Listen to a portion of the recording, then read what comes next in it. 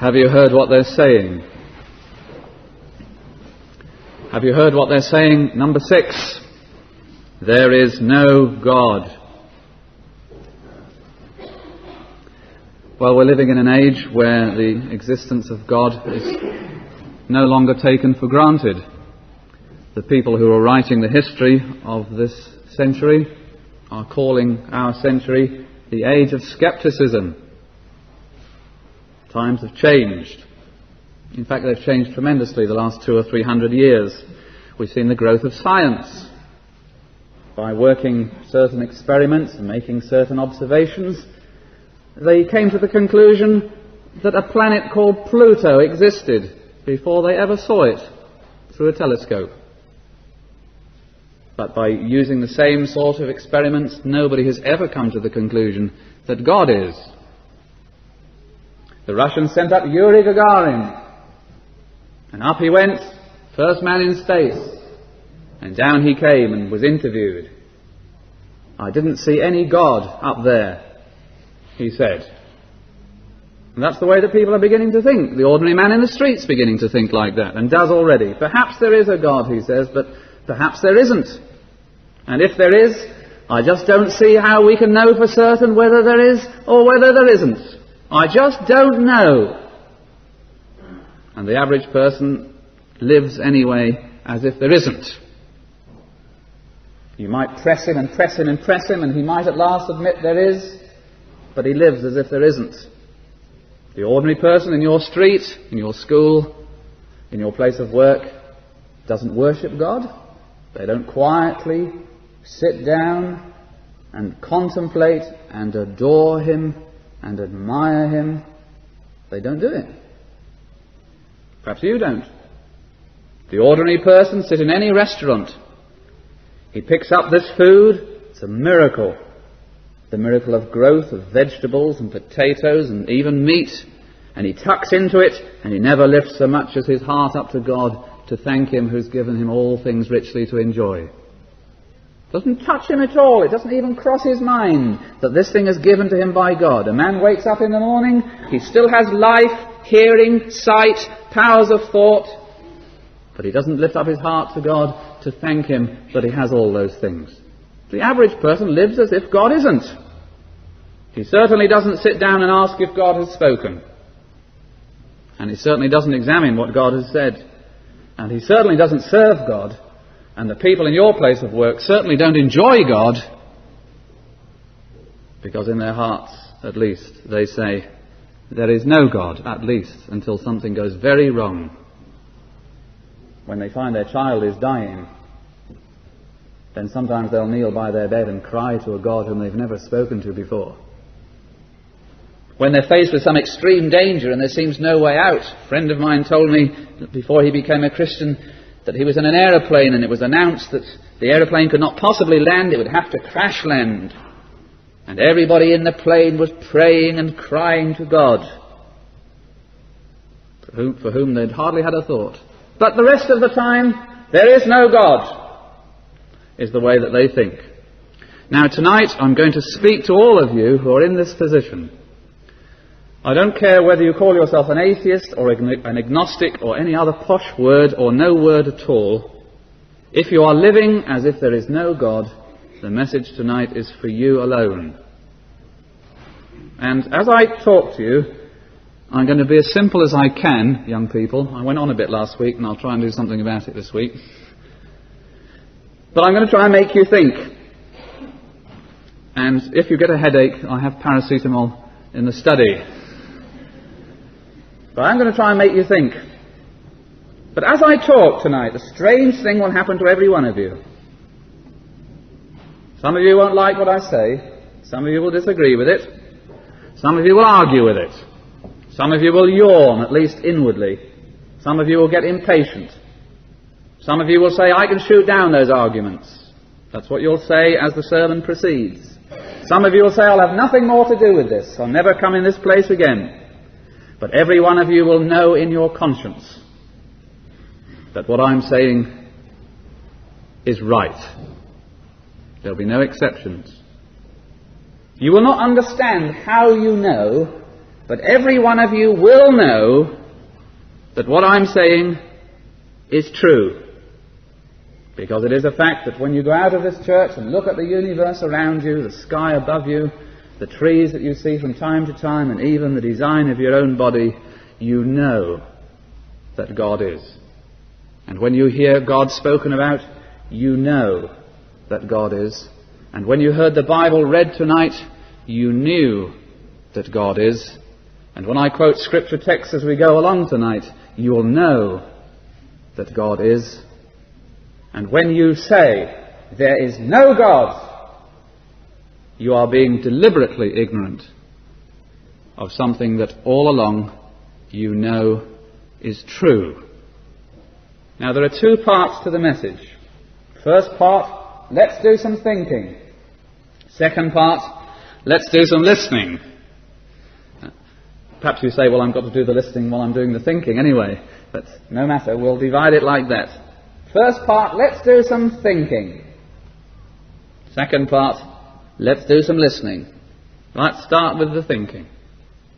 Let me help you to think, just to think a little bit tonight. Because you're saying in your heart, there is no God. Well, whether you believe in God for a minute or not, let's all assume that at least something exists. This lectern, this table, the pew that you're sitting on. Let's assume that it exists. Now, of course, that's not going to satisfy some of you. I remember as a small boy, I must have had great thoughts when I was a small boy. I remember walking through one of the archways in the city of Chester and thinking to myself, maybe all this is an illusion. Maybe there's no real world out there. Maybe it's just an illusion. I began to think to myself, well, maybe I'm an illusion. Maybe I and that are only the thoughts in somebody else's head. Or maybe he's an illusion. And I found later on when I studied philosophy that people had said that before, which is very disappointing. But that's what I thought anyway. But some of you think like that. You say, well, maybe all those things I see out there, maybe it's all an illusion, and maybe the illusion is an illusion, and maybe there's nobody having the illusion, and maybe nothing exists. Well, I haven't got anything to say to people like you tonight. I can't help you in any way, but as it happens, I don't need to help you. Because if nothing exists, you don't exist, and therefore you don't need helping. Do you? Got a headache already? Let's start tonight by assuming that something exists. Most people believe that. Most of you here believe that you live on a real planet that exists, in a real solar system that exists, in a real galaxy that exists, in a real universe that exists. Most of you at least believe that. So let's start there. Let's talk about this universe, galaxy, solar system, planet, island, and spot. Where did it come from? Did it just happen? Has it always been here? Or did somebody make it? Let's take those three things one at a time. Did it just happen? Did Britain just happen? Did this Earth just happen? Did this solar system just happen?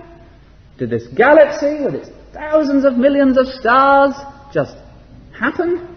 Did this universe, these millions of galaxies, just happen?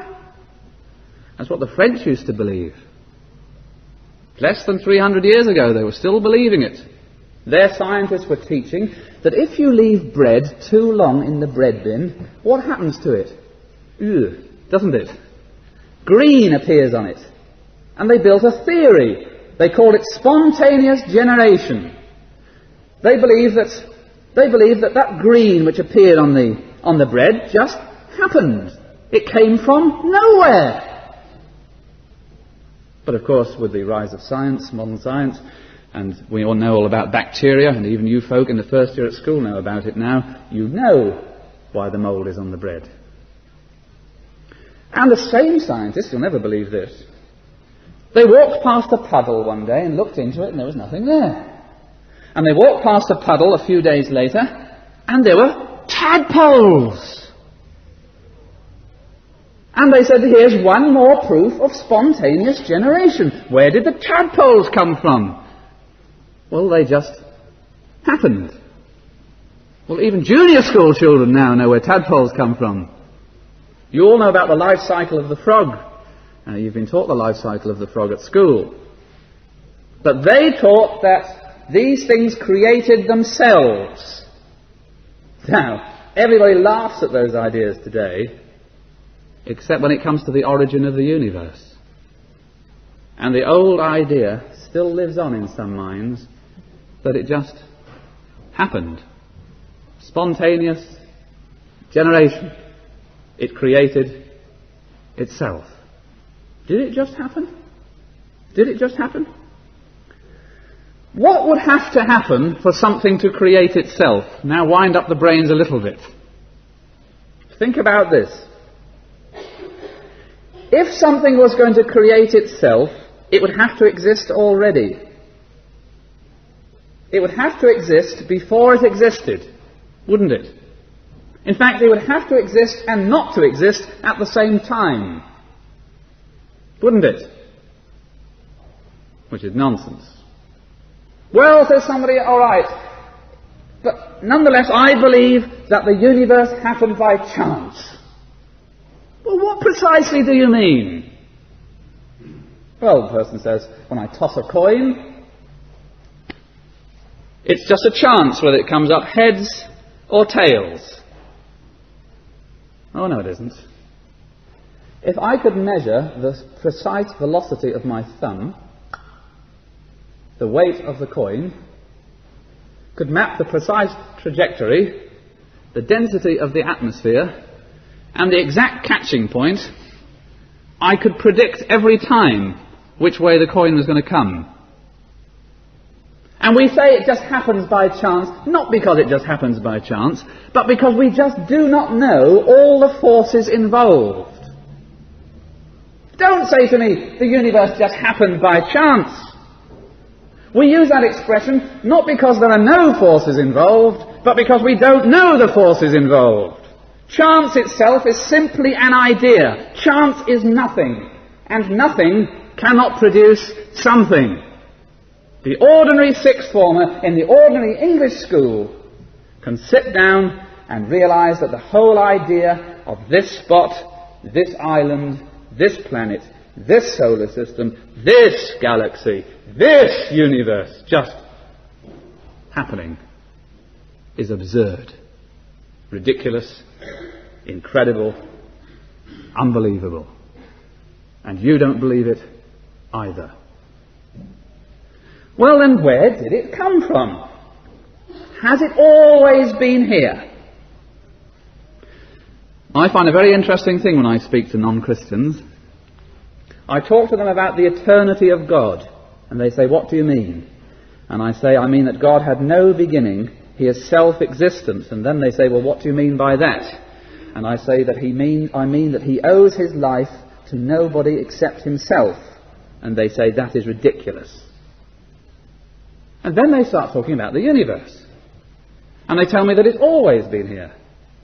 It's eternal. It never had a beginning. And they don't think that's ridiculous. And then we stand on Thurston Hill and we look up and up. Can't see very far, but we talk about it. And we say, what happens if we could get a spaceship to go in a straight line? How far could it go? And they say, well, it would go on and on and on and on and on and on and on and on and on. There's no top, there's no bottom, there's no right, there's no left, there's no forward, there's no backward, there's no end. And even if there was an end, the first thing you'd do when the spaceship hit the end is you'd ask what was the other side, wouldn't you? And they say, well, we're on the edge of eternity. But when you talk about eternity and God, they say it's ridiculous. Now, there are grave objections to the idea that the universe has always been here. Once upon a time, a famous man wrote the following lines. In the beginning, matter created the heaven and the earth. Then he wrote underneath, what's the matter with that? And then he wrote under that, The matter with that is matter. Doesn't that make any sense? No, all right. When you look at matter, that is the stuff of which the universe is made, you realize that it's dependent stuff. Matter changes, it grows, it shows dependence. Nothing about the universe as you see it fits in with the notion of eternity. You're sitting on a pew. If you didn't know, it's made of pine. And if you stick to the back of the pew, and then you know that it's made of pine. Where did it come from? A tree. Where did the tree come from? The ground. And the very minerals which were in the ground, somehow or other, in something I won't go into tonight, it's not a biology lesson, eventually became the tree which was cut down, which became the pew. And if the pews ever become redundant, we can burn them. And the very same chemicals, some of which will go into the atmosphere, and some will go into the rubbish heap, and maybe they'll become manure for something else which will grow. And every matter is always changing and capable of changing, and we live in a universe which is in a state of flux, and we never ever get the impression that the universe has always been here as it is. In fact, when we look at the universe, it's running down. It's like a clock which has been wound up, and the spring is running down. Look at that sun, if you've seen it recently. Millions of tons of energy burnt up every second. And that energy is being diversified. Some of that energy is coming down here and it's helping to bring about photosynthesis in plants. Some of the energy is landing there and it's evaporating rainwater, seawater, shall I say, which becomes rain. But nothing's replacing the sun. The sun is millions of tons lighter than it was 30 seconds ago. Burning out. And there's no sun starting up anywhere else. The whole universe speaks of a beginning and it speaks of an end. But it never speaks of the fact that it's always been like it is.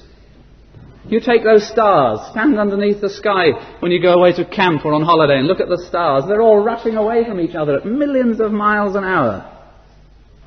And given enough time, no star will be in sight of another star. It all speaks of a beginning. It all speaks of an end. But none of it speaks as if it's always been like this. Everything in the universe which is hot is less hot than it was before. Everything in the universe which is spinning more slowly. Everything in the universe which is near is further apart. Nothing new is starting. There's no gathering of all the dissipated energy. There's no coming together of everything which is being scattered. The whole thing is running down. It all speaks of a beginning. And you know that it hasn't always been here. Right, where did it come from? Did it just happen? No. Has it always been here? No. Then somebody made it. And you know in your conscience that somebody made it. That's the way it looks. And although that's the way you don't want it to look, that's the way it looks nonetheless. Somebody made it. And who started him? It doesn't matter. And who started him? Who started him? It doesn't matter. Eventually, if you're going to argue logically like that, you'll have to come back to the point where you believe that there was a great unstarted someone or something who is eternal. All right, so somebody, but is he a person? Or is he just a force? Well, let me put some questions to you. Some of the matter in this world has life, and some of it doesn't. Can something which doesn't have life bring about life? In this universe you have intelligence. You're reasonably intelligent. Probably very intelligent. Can something which doesn't have intelligence bring about intelligence? You have a sense of purpose built into you. You believe that certain things are for certain purposes, and you yourself, And purpose is a word in your vocabulary and a thought in your head. Can something which doesn't have purpose bring to pass purpose? And you look down at the smallest molecule and the most wonderful creature that you've ever seen, and you see some form of design in it. Can something which doesn't have design bring to pass design? And even just by looking at the universe, as the Bible's told us all along, you know that there is a person. You know that he's eternal. You know that he's powerful. And you know that he's God. You know that. Now, people today are saying you're a cosmic accident. Isn't that flattering? You and I are cosmic accidents. Something happened. There's sort of some accident somewhere, and the world happened, and then other things happened, and at last we happened. We just happened to be here. But nobody really believes that. Because in certain parts of the world, white cosmic accidents have more rights than black cosmic accidents. And people get upset about it. And when one cosmic accident knocks down violently another cosmic accident, people get upset about that and pass laws against it. And there you are as a cosmic accident in your house, and into your house comes another cosmic accident and takes away the things which belong to you. And there's trouble. But what does it matter if you're only a cosmic accident? Just a set of molecules that just happen to come together. What does it matter whether black ones or white ones have superiority, whether these are violent to those or those are violent to those? What does it matter? It's all without significance. It's just a collection of molecules. Forget it. And you know in your heart of hearts that you're not a cosmic accident. You know in your heart of hearts that you have significance and meaning and that you're important. And you know that because you're not an accident. You're a creature, my friend. And if you're a creature, there's a creator which you know in your conscience. Now, the creator has spoken. And although you know in your heart of hearts that there is a creator, you may not know what he said. So having done some thinking, we're going to switch now and do some listening. The Creator has worked in people's minds, and they've written the words down. Their own personalities were never spoiled, but they wrote the words down, and the words which they wrote are the words He intended. And as a result, we have an Old Testament and a New Testament. And when we examine it, although they're written by different people at different times, there's a harmony which runs through the whole thing. And there's concepts contained in both testaments that we could never think up for ourselves. No man could ever have thought them up. But they've written them down. The Creator has spoken. And I don't have this Sunday night to sit down and guess what He said. Because He speaks clearly. And I don't have to go home and read 10,000 books on philosophy and still be left wondering what on earth He's like. Because He's told me. And I don't have to get in a sort of group therapy group and we all have a guess. Because He speaks plainly. He's told me that He's a spirit. He doesn't have a body like me.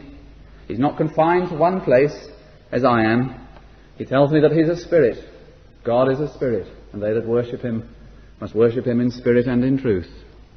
Which means that He's here. But He's not a thing. He's not a something, maybe hidden a million galaxies away, or maybe over there. He's a somebody.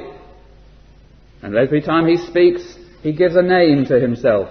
One of His names is I am that I am. One of His names is the Lord.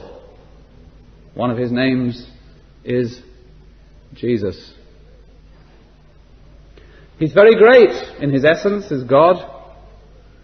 There's nothing anywhere which can be compared or likened to Him. Nothing. As far as space is concerned, everywhere. Therefore here. I want to stress to you tonight that the whole of God is here. All that God is here. And if we could but see it, we'd be amazed at what we saw. That should make you very afraid to say there is no God. As far as time is concerned, he's eternal. So before you spoke those words, he was there. As you spoke them, he is there. When you finish speaking them, he is still there. From everlasting to everlasting, thou art God. As far as knowledge is concerned, he knows everything. Says the Bible, his understanding is infinite. And before a word is on my tongue, lo, O Lord, thou knowest it altogether. Before you ever spoke the word, he knew it.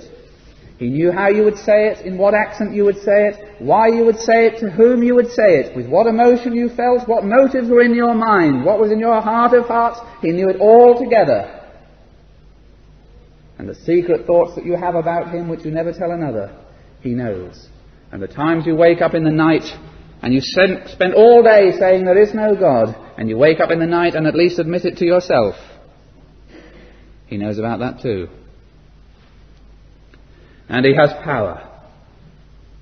He is power. He does whatever he chooses. He hath done whatsoever he hath pleased, says his book. He cannot be resisted. Everything which happens, however spiteful and evil, it all brings to pass in the long run his purpose. So you may set yourself up against God, and you can get 10 million allies to fight against God, and he will defeat you in the end. And the very antagonism and hate which you've shown towards him will actually bring to pass the things which he wants to happen. That's the way it was at the cross. The Lord of glory, they said, we despise his claim. And they stripped him and beat him and then nailed him to a cross and plunged it into a crevice on Calvary's mountain. And a few days later Peter got up to preach that it happened according to the determinate counsel and foreknowledge of God. And what the prophets had prophesied for centuries was fulfilled by that wicked act. When you fight against God, you fight against God. And what sort of God is he? He is holy. God is light, and in him is no darkness at all. And you've lived every minute of your life and every tick of the clock, and every unclean word you've spoken, and every unclean thought you've thought, and every unclean motive, and every selfish action has been done in the presence of God who is light, and in him is no darkness at all. And he is righteous in all his ways, which means, of course, that that word, that thought, that action, that motive, that emotion will all be laid bare at his judgment seat when he judges the world with equity and the people with his truth. Yet he is loving, because even when you spat against him, he fed you. And the tongue he gave you, you've used to speak against him, but you still have your life and your faculties. And tonight he's still brought you to hear the gospel yet again, to stop you once more to think about him. Although he's the last person you want to think about, he's made it happen so that you hear about him again. And the supreme display of his love is that he came amongst us, the eternal Son of God, as the man Jesus Christ. And what that word deserves, and what that thought deserves, and what that action deserves, and what that emotion deserves, my Saviour bore for me. And a life I could never live, a life which would please God, who is light, in whom is no darkness at all. He lived for me, holy, harmless, undefiled, separate from sinners, a lamb without blemish and without spot. And he's opened the way so that there is a way back to God from the dark paths of sin. There's a door that is open and I may go in. Calvary's cross is where I begin when I come as a sinner to Jesus. Oh, I see his goodness. Every day he feeds his enemies.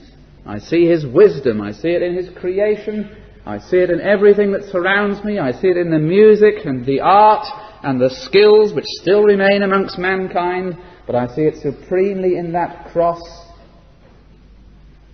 which opens the way of salvation to men and women like me. He is God. And you say in your heart there's no God, but he remains God. And he remains your God, your God. And you say, I won't have his law, but his law remains the rule for your life, which you must live by or be damned. But he sent his Son. The broken law I could never keep. He kept the law. The punishment I deserved to bear I could never bear, even if it lasted all eternity, which it will. But the infinite Son of God bore it on Calvary. And God gives me a word, as Paul preached that great day, that sermon in Athens.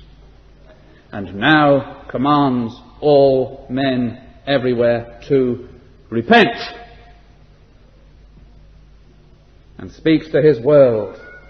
And tells me to be ashamed of not only what I've done, and what I've said, and what I've thought, and what I've felt, but tells me to be ashamed of who I am also. And I am. And promises to me that if I come to him and forget saying to him, Lord, I thank you that I'm not like other men. I've done this, and I've done that, and I've done the other. Forget that sort of language. But if I go to him and won't even so much as lift up my eyes to heaven, because I'm so filled with shame, and resolved to finish with the life I've lived, if he'll help me and give me grace. And if I say, looking away to his Son who died for sinners, God be merciful to me, a sinner, I shall go home justified, which means right with God, rather than the other. That is the gospel. That is the gospel. And God speaks to you now. God never met anybody yesterday. He promises not to meet anybody tomorrow. He makes no promise about tomorrow. He says today is the day of salvation. Now is the accepted time. The only place that God will promise to meet you is today. The only place that God will promise to meet you is now. The only place that God will promise to meet you is here. And therefore I call upon you in the name of your God, with whom you have to do. Repent and believe the gospel.